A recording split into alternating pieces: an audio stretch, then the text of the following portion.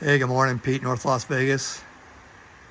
I thought we'd talk about my old 1990s, early 1990s large pin Colts. Both of them had the Sear blocks installed in the lower receivers.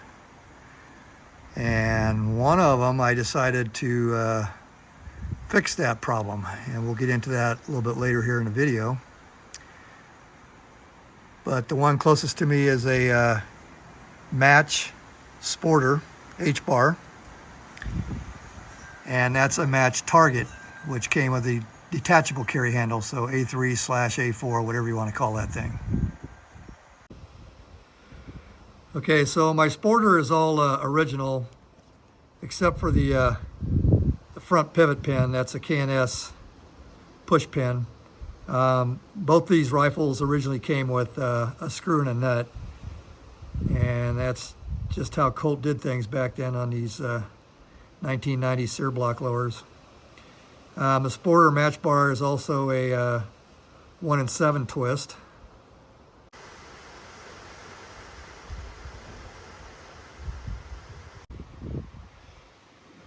Okay, and this is the Match Target.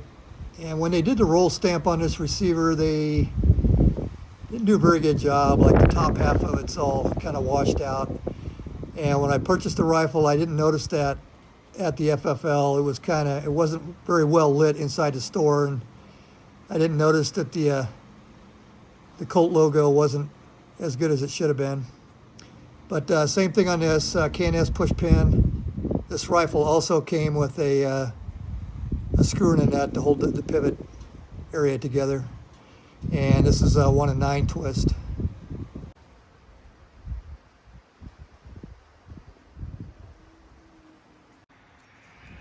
Okay, so the Sporter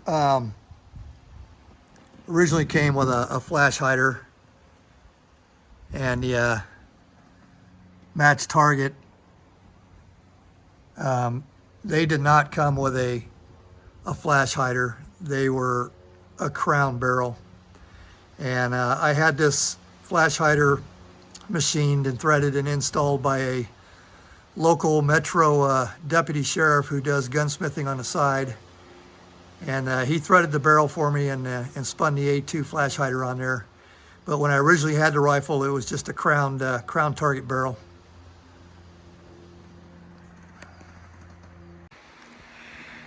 Okay, so if I didn't already mention it, the Sporter is all original. But as I was saying earlier in the video, except for the front pivot pin, I put a K&S push pin in there.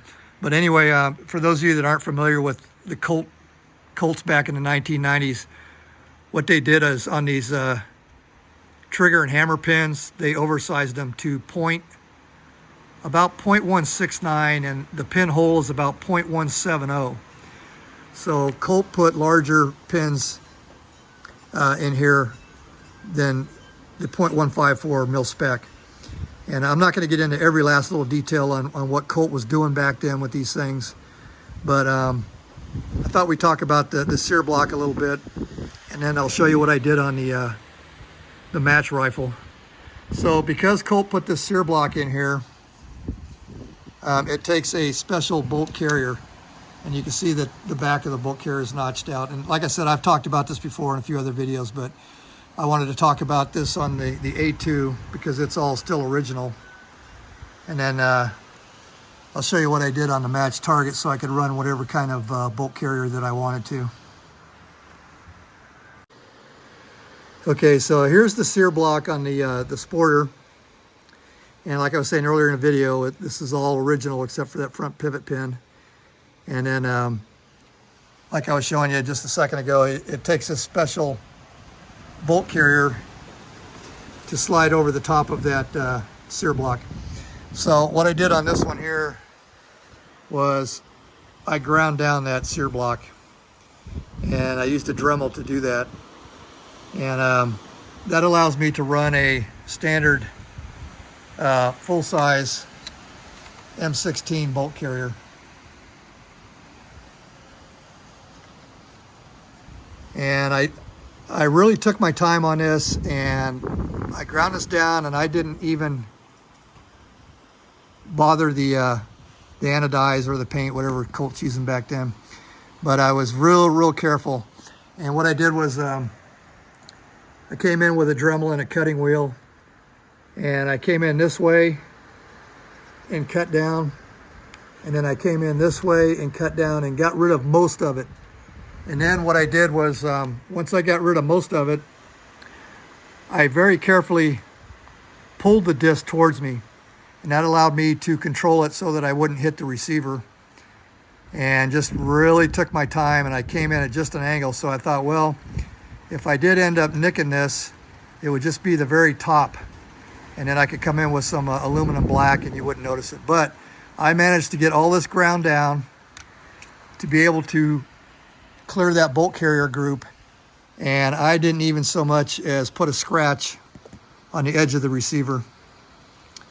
So anyway, that's kind of mainly what I wanted to share between the two large pin Colts. And I'm going to leave this one alone. I'm going to leave it all original. But the main reason I bought these rifles out was I am going to make a couple of modifications. I'm going to go with some anti-walk pins, definitely on the match. And I'm going to put a drop-in trigger and improve the trigger on this. I'm going to go with a Velocity. They're one of the few trigger manufacturers that make an oversized pin trigger group. So I'm going to go with Velocity, drop their trigger in here, and then install these. And these are the large pin. You can see up there in the top right corner it says 0.17. And you'll see down here after the mod 2 it says Colt style. So K&S Precision makes the large pins, and also mil-spec 154 if you're not familiar with K&S Precision. Anyway, this is what you get in their kit. They give you 2 wrenches. These are Torx, and they give you the 2 pins and the anti-walk connection pieces. And they also give you a bullet. So if you're not putting in an entire trigger group in, and you just want to slide these anti-walk pins in, this bullet slides in here like so, and then as you're tapping your pin in, you can knock the old pin out, and that bullet will allow you to put the new pin in without having to take the whole trigger group apart. So that's kind of a nice feature that K&S does on their pins. They give you this little bullet. Okay, well, kind of a short one today. Just kind of wanted to talk about them a little bit. Like I said, they're both heavy barrels. The Match is 1 in 9 twist. Sporter is 1 in 7.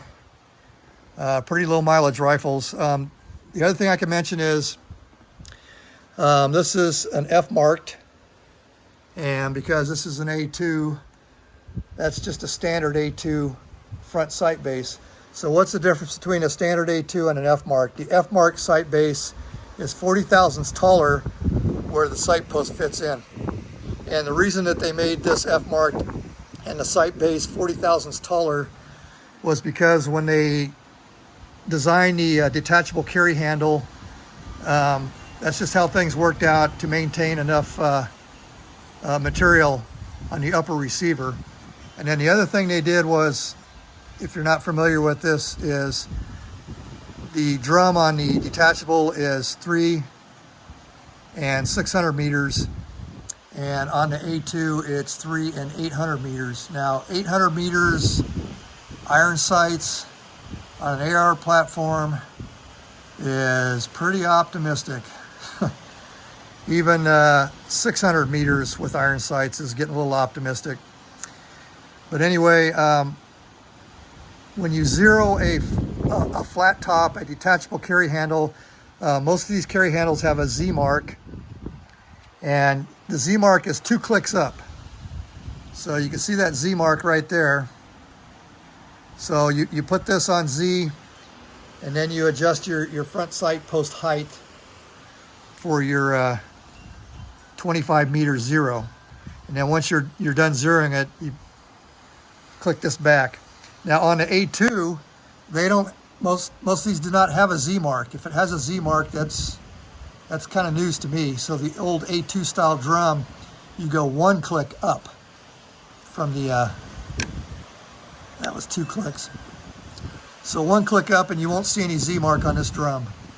So that's the difference between zeroing an A2 versus A3/A4 with a detachable. All right, well, that's it. Pete, North Las Vegas, over and out.